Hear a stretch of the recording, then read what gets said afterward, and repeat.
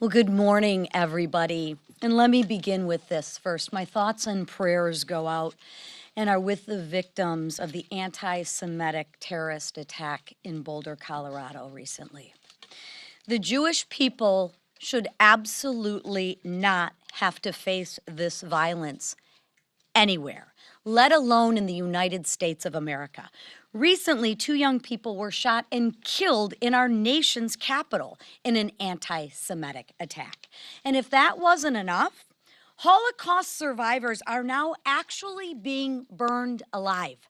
This is the outcome of everyone not condemning anti-Semitism everywhere, especially on our college campuses, which have become a breeding ground for vile hatred. And failing to condemn these acts are the same as enabling these acts. And the lack of consequences for those failing to condemn these acts has resulted in Jewish people dying. Let me be clear on that. Things have got to change. Otherwise, I hate to say it, buckle up, because that's not the last attack that we've seen. And we haven't seen the last attack on college campuses, synagogues, or communities coming to a place in your community. This type of anti-Semitic behavior needs to be dealt with, and it needs to be dealt with swiftly. And everyone, I'm going to repeat, needs to condemn this. And what makes the attack in Boulder even worse is that it was committed by an illegal alien. Wow, that's a shocker. Who could have predicted that?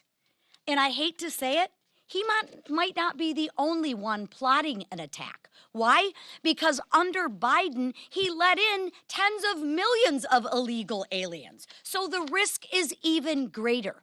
Folks, this is a serious situation that we need to begin to deal with, and deal with it swiftly. And that's why the Senate must pass the one big beautiful bill. Congress must give our law enforcement officers the resource they need to detain and deport violent, illegal criminals. Given this shocking news, Democrats spent Memorial Day in El Salvador honoring and remembering MS-13, instead of here in our country honoring Americans who actually paid the ultimate sacrifice. I mean, honestly, what's next? Is a Democrat gonna fly to Boulder to visit the illegal who burned Jews alive? Is that what's next for the Democratic Party? The contrast between Republicans and Democrats couldn't be more clear. Democrats stand with illegals. House Republicans stand with the American people. Democrats voted to raise taxes on hardworking Americans when not one Democrat voted for the big, beautiful bill. House Republicans, on the other hand, voted to avoid the largest tax increase in history. Democrats want your small businesses to close and for you to lose your jobs. House Republicans want Main Streets to thrive and survive and flourish. When we passed the One Big Beautiful Act, we kept our promises. Despite constant doubt, now we urge our colleagues in the Senate to pass this transformational legislation. The American people can't wait any longer. This is a critical piece of history that we must get done. Now, I want to turn it over to Rep. Mark Mesmer of Indiana, a member of the House Education and Workforce Committee, Armed Services, and Agriculture Committee. Thank you. Thank you to House leadership for inviting me here to speak on the incredible success of the One Big Beautiful Bill. House Republicans are committed to delivering the golden age President Trump promised the American people when he ran for office. The reality is, because of the great investigatory work of DOJ and the Trump administration have made public, and our Agriculture Committee work in the House, there's actually far more fraud, waste, and abuse present in federal spending than anyone imagined. What has been uncovered is appalling. The One Big Beautiful Bill controls the growth of federal spending on SNAP, and restores integrity to the bipartisan work requirements passed decades ago, protecting the SNAP program for those who truly need it. For the first time ever, the bill holds states accountable for inaccurate benefit payments. I believe our work marks a new era of efficiency and fairness by encouraging modest state contributions. I'm proud to say that the language passed on the House floor also includes historic investments in conservation to support the best stewards of our land, the American farmer. The bill refuses to neglect rural America. With incredible improvements to the farm safety net, our farmers will be supported as they bring healthy, safe, and affordable food to the kitchen tables of Americans. What we passed in the House is both a lifeline to those who need it most and a promise to the American farmer that we cannot and will not take lightly the importance of their hard-earned contributions to our nation. Thank you. Thanks, Mark. On Sunday afternoon, we witnessed yet another horrific anti-Semitic terrorist attack on U.S. soil. While a peaceful group marched to call for the release of innocent hostages held by Hamas, an evil man launched a well-thought-out, deliberate attack intending to kill, quote, all Zionist people, end quote. As he threw Molotov cocktails into the crowd, he shouted, "Free Palestine." As you've already heard, we need to be clear about this. The violence we are seeing against the Jewish community here in America is a direct result of the left's refusal to condemn and combat anti-Semitism. Sadly, this evil ideology has not only been tolerated by the left, it has been encouraged and enabled. When rampant anti-Semitic behavior exploded on college campuses in the wake of October 7th, Joe Biden and the Democrats refused to hold these universities accountable. Even sitting Democrat members of Congress regurgitated talking points from Hamas terrorists and normalized riots that do the same. It's unacceptable. To add insult to injury, the Colorado terrorist was, again, an illegal alien who was allowed in the United States by the Biden administration.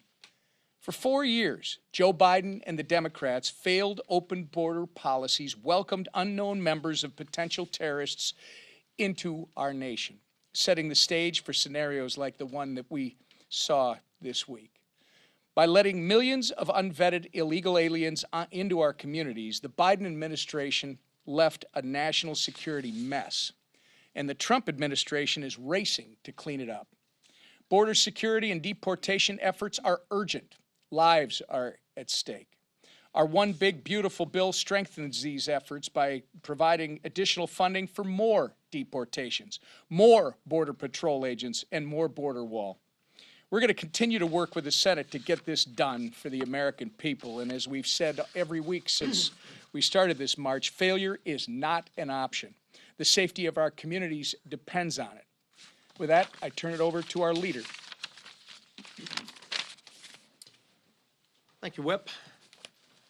We all mourn those who were the victims of these attacks here in Washington, D.C., as well as in Boulder, Colorado. And it just unfortunately highlights this continued anti-Semitism we've seen around the country. Last week I met with Jewish leaders, and they're understandably concerned about this trend that keeps going on. It's been going on for years. You go back to October 7th, and ever since then it's been a growing equivocation between almost trying to equivocate what the people who attacked and murdered Jews in Israel and Americans and kept hostages with those in Gaza who we've seen what Gaza's become, and all of those who want to clean up Gaza. President Trump's made it clear. Prime Minister Netanyahu's made it clear. They want to turn Gaza back into a place where you don't have to fear for your life that it's going to be a terrorist hotbed. And yet there are people that want to sympathize with the very terrorists who want to continue to not only carry out evil against Israelis, but against people here in America and all across the globe. It's got to stop. we're going to continue to bring legislation on the House floor to address it.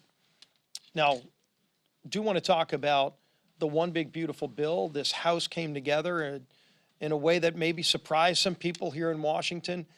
We've defied the odds every step of the way, from the first vote on the budget to the second vote on the budget to final passage. But there's a reason for that. And, you know, as the whip just said, we've said all along, failure is not an option. I've been asked by some in the press, what's plan B, when there were reports that the bill was going to fail?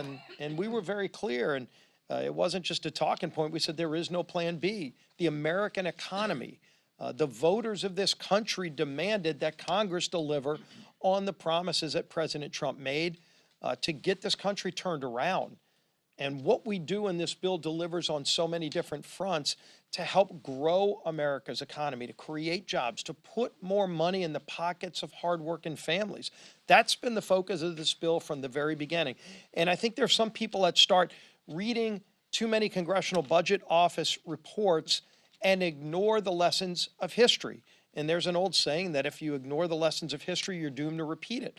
But I think it's important to go down that road of history and go back to 2017. You don't need to go back that far to see how wrong the CBO has been when it comes time to make prognostications on economic growth.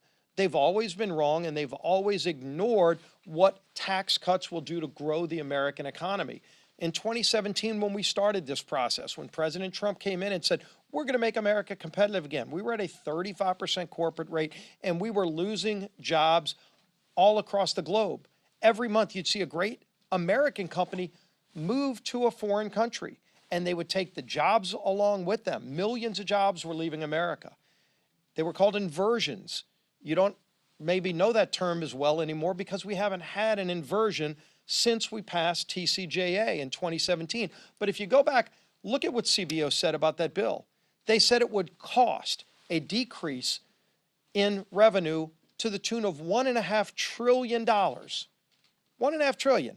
Now you go look at the numbers, they were off by more than $1.5 trillion. Because what they left out of that report, just like they're leaving it out again, CBO's making the same mistakes, they ignore economic growth. What we saw in 2017 when we cut taxes is that businesses started growing. They started giving pay raises to their workers. They hired millions more people. Unemployment went virtually to zero. Inflation dropped dramatically. People had more money in their pockets because wages were up. And all of those things produce more money for the American Treasury. It all happened, and yet CBO failed to recognize that. And they're making the same mistake again. And anybody who repeats CBO's analysis is also making those same mistakes. If you ignore the growth that will come with keeping tax rates low, with helping businesses invest more in their workers, giving pay raises, putting more money in the pockets of waiters and waitresses, overtime workers not having to pay taxes on overtime, bonus depreciation, immediate expensing, all the things that will generate economic growth and ultimately put more money in the pockets of workers and send more money up to the federal treasury here in Washington. CBO missed all of that in 2017, and they're missing it again this time. That's the only way they come to a conclusion that it would increase the deficit. This bill will actually reduce the deficit if you recognize the historical economic growth that has always been there. To say you're going to get 1.8% growth, at a minimum, we think you can get 2.5% to 4% growth. Scott Bessent, the Treasury Secretary, says over 4% economic growth. So I get that, you know, we've got to play by the rules of the referee. But the referee's been wrong. You know, we got a referee that tries to sack our quarterback a lot.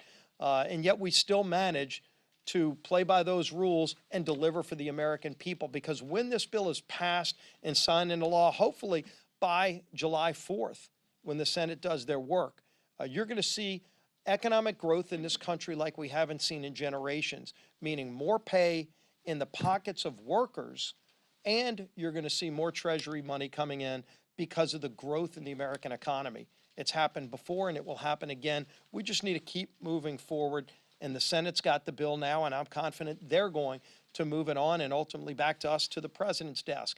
And finally, you saw yesterday, the White House sent the rescissions package. This is the first maybe of many. We are now putting that in bill format. We'll file that bill hopefully by tomorrow and then bring it up to the floor quickly and get rid of more waste, fraud, and abuse in the federal government. This will deal with, obviously, the abuses we all saw at USAID, NPR, and public broadcasting. So those are the things that are going to be in this rescissions package. We're going to continue working with President Trump to root out waste, fraud, and abuse and get the American economy turning around again. And the person who's leading that charge is our Speaker, Mike Johnson. Thank you. Rarely do I get to raise the podium, so let me do this for a second. Great to see you all this morning. Look, our leadership team had very much looked forward to this press conference, our weekly press conference with you today, because we wanted to celebrate the historic passage of our big, beautiful bill 4 days before Memorial Day, our self-imposed deadline. And that's a big achievement, and I'll address it. But obviously, our attention has been diverted and our mood very much dampened by these atrocities that continue against our Jewish friends and neighbors. It's really something that's been discussed already this morning, but this attack over the weekend was actually the second time in 3 weeks that our country's witnessed these horrific acts of anti-Semitic terror here on American soil. And it was just, of course, a few miles down the road, 2 Israeli embassy staffers, a young couple who had planned to wed soon, were senselessly gunned down on the street. And the killer said, when they asked him what his motivation was, he said, quote, he did it for Palestine. This weekend, an Egyptian terrorist in Boulder, Colorado, Mohammed Soleiman, lit at least 12 Jewish people on fire. They were at a parade, an event there. He told police he wanted to kill every single one of them. And you know what he said when he yelled out during the attack? He said, free Palestine. We also can't forget that in April, a terrorist burned the governor's mansion in Pennsylvania, attempting to kill Jewish Governor Josh Shapiro and his sleeping family inside. The search warrants found that the terrorist targeted Shapiro because of, quote, perceived injustices against Palestine. There's a theme here. Why would terrorists target a young innocent couple or peaceful protesters or the governor of an American state with no jurisdiction over a war that's happening 5,000 miles away? Because it isn't about Palestine, it isn't about Gaza, it isn't about any particular conflict. It's because these people want a complete and total extermination of the Jewish people. And there is a targeted left-wing anti-Semitic terror movement on the rise in America. And we have to address this first and foremost. Members of this institution and the media have a moral obligation to call this out. We do not equivocate, as the leader said. We do not both sides this issue at all. This is very clear. It's light versus darkness. It is an evil that we are confronting. And we'll continue to call it out, and the Trump administration and Attorney General Pam Bondi and FBI Director Kash Patel will continue to pursue these anti-Semitic threats and actions against the Jewish people on our soil and to bring these violent criminals to justice. And we will speak with moral clarity, and we will demand the same of all of our colleagues in both parties to do that, and I hope they will. According to DHS, Solomon, this criminal, this violent, sick individual that did this stuff over the weekend, applied for a tourist visa in 2022. He applied for asylum. He's been living in the U.S. on an expired visa since March of 2023. If you apply Democrat logic to this case, Solomon was one of their constituents, as they say, and under their framing, he was just a Colorado man, right? But when you see Democrats ramping up attacks on ICE agents and storming ICE detention facilities and calling for the dismantlement of ICE, just know that this is who they're defending. This is the result. Fortunately, President Trump has quickly slammed the border shut by simply enforcing existing law, but this administration needs the resources to detain and process and deport the millions of dangerous illegals who President Biden welcomed into the country. And this is why we need the one big beautiful bill. One of the many reasons for President Trump's desk as quickly as possible to sign into law, because it, among the other features in the bill, it includes $45 billion to expand ICE detention capacity, $1 billion to hire 200 immigration judges and to expand immigration courtroom space. There's $1 billion in there to hire 2,700 new ICE Office of Principal Legal Advisor attorneys to expedite removal proceedings, and $14 billion for air and ground transportation sufficient to support at least 1 million removals per year. We need to go find the other Solomons and get them out of America, and that's what this bill will do. We got to get it signed into law as soon as possible. Yesterday, the House, changing subjects here, the House did receive the rescissions package from the White House, and we were happy to receive it. It's going to claw back $9.4 billion wasteful spending. 8.3 of that is in the foreign aid, USAID abuses area, and $1.1 billion from the Corporation for Public Broadcasting. These are common sense cuts, and the American people are behind them. I'll tell you why. Just in the Corporation for Public Broadcasting space, don't forget, the NPR refused to cover the Hunter Biden laptop story. They repeatedly insisted that COVID-19 did not originate in a lab, and they ran stories defending looting during the Summer of Love, if you remember all that. Its CEO admitted that she regards, quote, truth as a harmful, quote, distraction from NPR's objectives. PBS produced a movie titled Real Boy, which celebrates a transgender teen's transition. This is all with taxpayer dollars. PBS has featured drag queens in programming for little kids. There is no reason for any media organization to be singled out to receive federal funds. We're in a different era now, especially those that appear to have so little regard for the truth. On the foreign aid front, we're cutting things like $6 million for net zero cities in Mexico, $4 million for sedentary migrants in Colombia, whatever that means, $3 million for Iraqi Sesame Street, $2 million for teaching young children how to make environmentally friendly reproductive health decisions. We're not making this stuff up. $1 million for voter ID in Haiti, while they oppose voter ID here.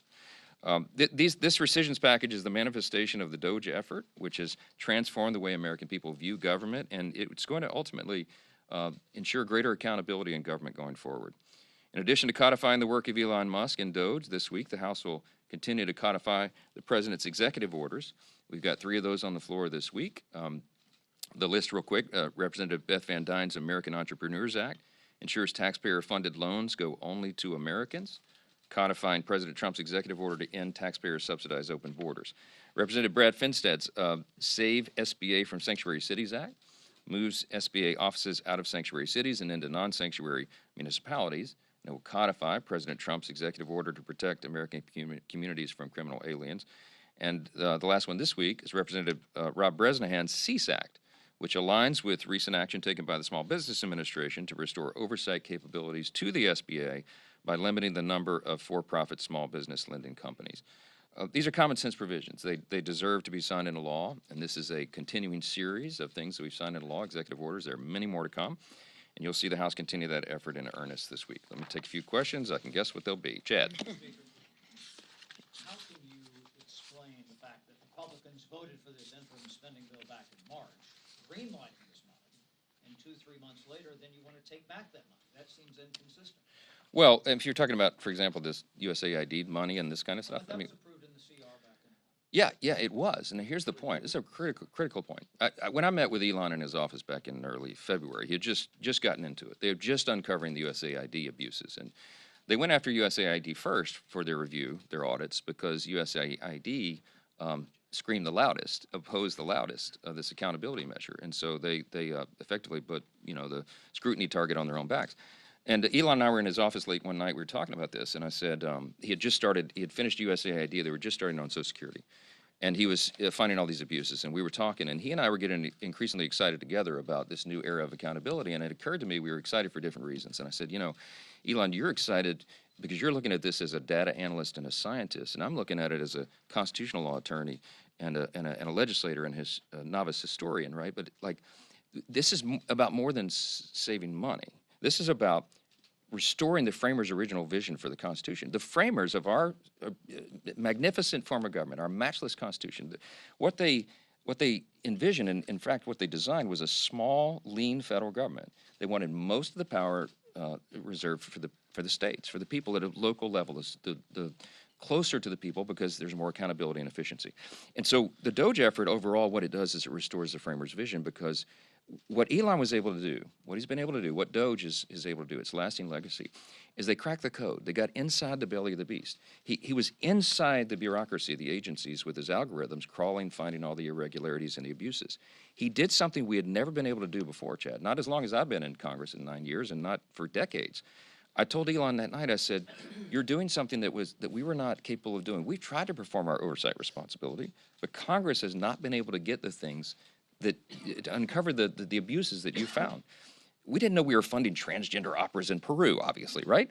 We would have stopped that. But our committees did their diligent work. They've done oversight. They've had hearings with the heads of the bureaucratic agencies, the executive agencies. Subpoenas have been issued, but never did they turn over this level of data and this level of detail. It was unknowable to us until now. And so, yes, we can't act fast enough on these rescissions to claw back these abuses because it happened without Congress's knowledge. And that's a really important thing to point to. And look, you give credit where credit is due, and I credit Elon and the DOJ effort for doing that. Doesn't that undercut Congress? I mean, if that was Congress. No, Chad. I understand the uniqueness of his situation. Yeah, but what it's going to do, the lasting legacy of this, and the reason it's so important, and the reason they deserve accolades, is because they have done a reset in Washington. Now, everybody knows what the abuse is, not just Congress, but the American people. And we'll be able to demand and ensure greater accountability going forward, and that is a huge innovation. Back row, yeah. Elon Musk was sort of alluding to electoral threats against Republicans who voted for the big beautiful bill. I mean, he spent $290 million in the 2024 election. How much of a threat is this to keeping the majority in 2024? Look, let me just address the Elon controversy and tell you that I consider Elon a friend. He's obviously brilliant. I just told you we credit him with all the big changes with Doge and everything else. It's curious to me what happened this week. And I mean, full disclosure, Elon and I had a great conversation, about a half-hour long talk on Monday this week. Monday morning, and we talked about the big beautiful bill because I think he was trying to make a joke a couple of days earlier. It can't be big and beautiful, and I started the conversation. Oh yes, it can, my friend. It's very beautiful. So we talked about all the record level of savings. My friends, no government in the history of mankind has ever cut $1.6 trillion in a piece of legislation. We're doing that here. I mean, the extraordinary level of savings and the historic level of tax cuts at the same time, and all these great policy prescriptions. And I talked to Elon through all that and explained to him what we're doing, and that this is just the beginning of a long process of making government more efficient and effective, of cutting wasteful spending, fraud, and abuse. And you can't do it all in one bill. It took Congress decades to get to this situation. It's going to take us a little while to get out of it, but we have a very specific plan to do that. And Elon was encouraged by that conversation. It was a very friendly, very fruitful conversation together. And he and I talked about the midterm elections, and he said, I'm going to help. We got to make sure that the Republicans keep the House majority. We can't have the president impeached, which is what the Democrats would do on day one, as we all well know. And we've got to continue this. The Trump administration needs 4 years to do all this reform, not 2 years. The Biden administration, Biden-Harris, made such a disaster of every metric of public policy, it's going to take us more than one bill to fix it all. Elon and I left on a great note. We were texting one another, happy texts, Monday. And then yesterday, 24 hours later, he does a 180 and he comes out and opposes the bill. And it surprised me, frankly. And I don't take it personal. We don't take it personal. Policy differences are not personal. I think he's flat wrong. I think he's way off on this, and I've told him as much, and I've said it publicly and privately. I'm very consistent in that. But am I concerned about the effect of this on the midterms? I'm not. Let me tell you why. Because when the big beautiful bill is done and signed into law, every single American is going to do better. This bill is geared for middle and working class Americans, and they are going to feel the effects of it, and they're going to feel it before the midterm elections. So I have no concern whatsoever. I'm absolutely convinced that we're going to win the midterms and grow the House majority because we're delivering for the American people and fulfilling our campaign promises, and we'll see how that happens. Second row right here. Yes, ma'am. Voted a second reconciliation package. What would be in that second package once we get to it? You know I'm not going to tell you that this morning. Great question. No, yeah, let's get the first one done. Leader has been around Washington a while. Look, I said this is the beginning of a process, and what you're going to see is a continuing theme of us identifying waste, fraud, and abuse in government, which is our pledge of common sense, restoring common sense and fiscal sanity. So we have lots of ideas of things that might be in that package, but as you note, for the first reconciliation package, for the big beautiful bill, we worked on this for about 14 months. I mean, this wasn't something we just drew up overnight. So we'll go through that same laborious process, and it'll be fruitful in the end, and we'll do right by the American people. Front row. You mentioned that you talked to Elon on Monday, made this 180. What do you think changed? Why do you think he's coming out against this now? And have you spoken to the president and Elon since the infamous tweet? Well, I'll tell you, I called Elon last night and he didn't answer, but I hope to talk to him today. I mean, it's not, it's very friendly, and we've laughed about our differences on policy before. I'm not upset about this, and I just, I think he understands, and he's acknowledged to me before, that this is so serious that we can't fool around with it. I mean, the debt cliff is approaching very quickly, right? All the things that are in this bill are so important for the U.S. economy. It's going to be jet fuel for the U.S. economy. All boats are going to rise. And the sooner we do that, the better. And the risk of not getting it done is enormous, not just for the Republican Party, but for the country. We got to do this. We're going to have the largest tax increase in U.S. history at the end of the year if we fail, and all the other calamities that we've talked about. So we've got to get it done, and I think Elon understands the weight of that, and I hope he comes around. I'd love to talk to him this week, and I hope he calls him back today. I talked to President Trump, all the time, multiple times a day. Obviously, we've talked about this. As you know, he's not delighted that Elon did a 180 on that. But look, I don't know what happened in 24 hours. Everybody can draw their own conclusions about that, okay? But I look forward to talking to my friend about it again, and I'm not upset about it, all right? Yeah. Olivia. You brought up EV mandates when you were talking about bus racing. Is that what you think is his motivation for opposing the bill? Manu brought up EV mandates, not me, okay? and I said that everybody can draw their own conclusions about that. Look, I don't subscribe motive to anybody. I try not to do that. It's a good way to live. I just believe that we got to do the right thing by way of policy, and I hope everybody understands. They might not think the bill is perfect in some respect. I mean, a bill that's 1,100 pages long and covers every area of policy and the budget that ours does. Very few people are going to say that's a perfect piece of legislation. But I hope everybody will evaluate that in both parties and everybody and recognize, wow, the benefits of this far outweigh anything that I don't like about it. And that's why we're excited about it. And I hope our mood is not dampened next time we're together, because we're going to celebrate this thing, getting it over the line by July 4th. Thank y'all. Appreciate it. Thank you.